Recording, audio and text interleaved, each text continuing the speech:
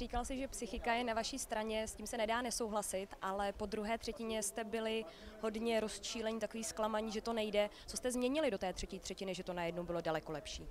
Tak nič, povedali sme si proste, že dáme do toho všetko, lebo ináč to nejde. Keby sme to prehrali, tak stav 3-1 by bol veľmi nepriaznivý, ale proste sme si povedali, že tretie tretiny sme mali veľmi dobre v celej sezóne a to sa nám aj podarilo hneď.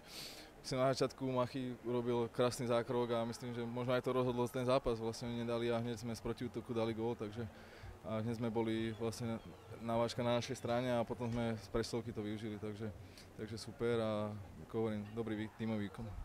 Na Matěje Machovského jsem se samozřejmě chtěla zeptat. Ty si ty zápasy sledoval z tribuny, z hlediště, ale dneska si byl přímo na ledě u toho, co on předvádí. Je velkým základním kamenem. Tak určite, to je proste brankár je základ úspechu a keď ho to mužstvo podporí zozadu, tak aj jemu sa lepšie chytá a my mu všetci veríme a on verí nám, takže je len super, že prevádza takéto výkony a dúfam, že v tom bude pokračovať ďalej.